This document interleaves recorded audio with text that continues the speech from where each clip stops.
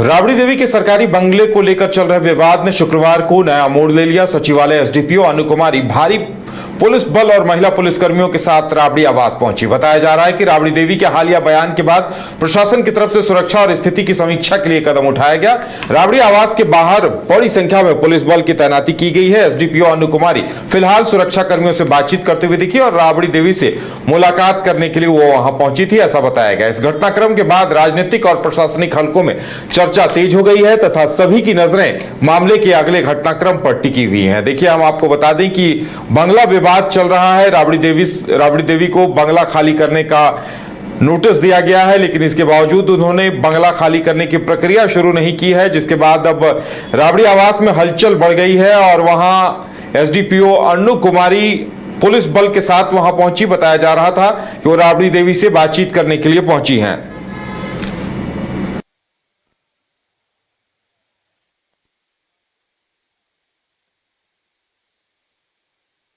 तो एसडीपीओ अनु कुमारी राबड़ी आवास पहुंची, भारी भरकम पुलिस बल भी उनके साथ था और बताया जा रहा है कि वो बताने गई थी कि ये बंगला किसी और को अलॉट कर दिया गया है, इसलिए आप इस बंगले को खाली कर दें। तो देखिए, ये जो तस्वीरें हम आपको दिखा रहे हैं, बंगला विवाद को लेकर राबड़ी आवास में हलचल बढ़ गई है और ये एक राजनीतिक मुद्दा भी बन गया है।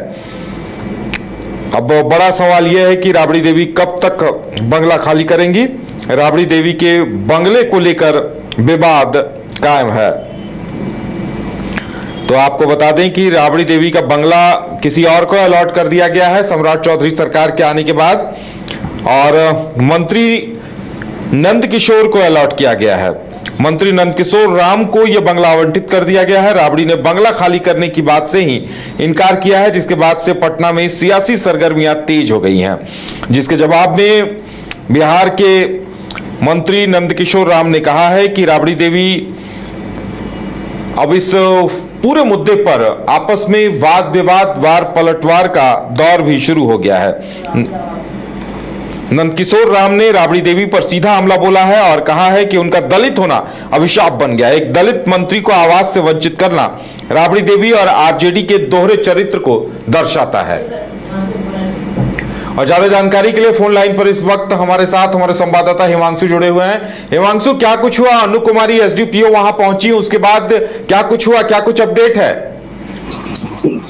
देखिए, आपको बता दें कि बिहार के पूर्व मुख्यमंत्री रह चुके हैं राबड़ी देवी को 10 स्क्वायर रोड बंगला खाली करने का अंतिम नोटिस दे दिया गया है, जिसमें जो है मंत्री नंदकिशोर राम को आमंत्रित हुआ है। आपको बता दें कि पटना में पूर्व मंत्री राबड़ी देवी को 10 स्क्वायर रोड स्थित सरकारी बंगला खाली करने के लिए भवन निर्माण विभाग ने अंतिम नोटिस जारी कर दिया है। बिहार सरकार ने यह अब नंदकिशोर राम को आवंटित कर दिया है।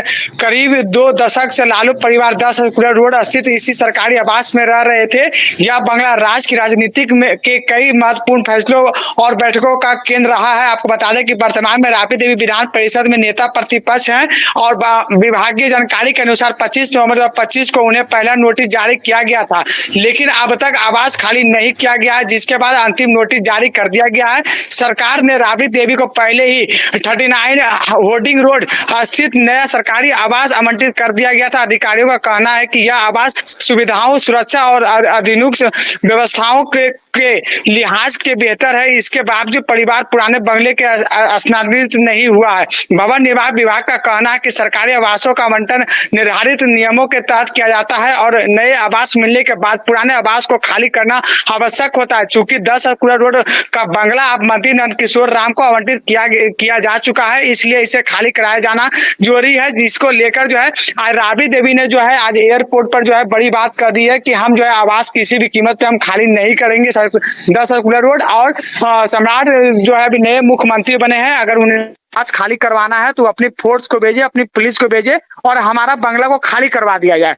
लेकिन आपको बता दें कि यह जो है राबड़ी देवी को पहली नोटिस नहीं, इससे पहले भी कई बार नोटिस आ चुका है, लेकिन इस बार जो नोटिस आया है इसमें साफ तौर पर कहा गया है कि आपको जो है बंगला किसी भी हाल में खाली करना पड़ेगा और आपको जो है 39 नंबर जो है बंगला आपको आवंटित कर दिया गया है। आप इसमें जो है बिहार सरकार के मंत्री नंदकिशोर जी रहेंगे, लेकिन उसमें राबड़ी देवी ने साफ तौर पर कहा कि हम बंगला किसी भी कीमत पर खाली नहीं करेंगे। करेंगे। लेकिन विपक्ष सिरा कर जी। रहा है, इसमें निशाना साध रहा है सरकार पे कि जो बिहार के पूर्व मुख्यमंत्री नीतीश कुमार जब मुख्यमंत्री बने थे 2005 में, उनके समय से ही जो है राबड़ी देवी इस मकान में रह रही थी, लालू परिवार इस मकान में रह रहे थे 10 स्क्वायर रोड में।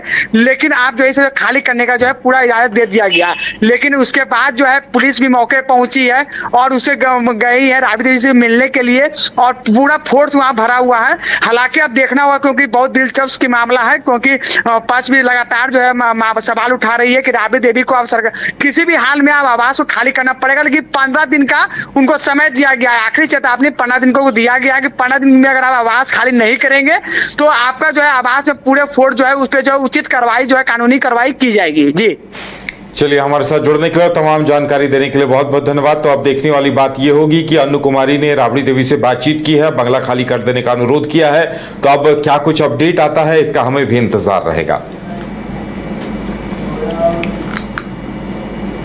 घर रहने का मकान भर नहीं, ये खुशियों की तिजोरी है।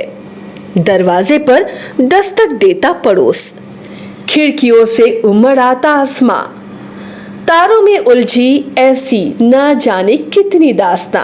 कहती हैं चले डायमंड सिटी, एक सफर हम सफर के साथ अपने घर तक। Diamond city, life long bonding, 500 से ज्यादा खुशहाल डायमंड परिवार। जल्दी करें, सिर्फ 200 फ्लैट बाकी। आज ही बुक करें अपना आशियाना। क्रिकेट के विश्व मंच पर छा रही हैं रांची की प्रतिभाएं। इन प्रतिभाओं को संवार रहा है जेके इंटरनेशनल क्रिकेट एकेडमी।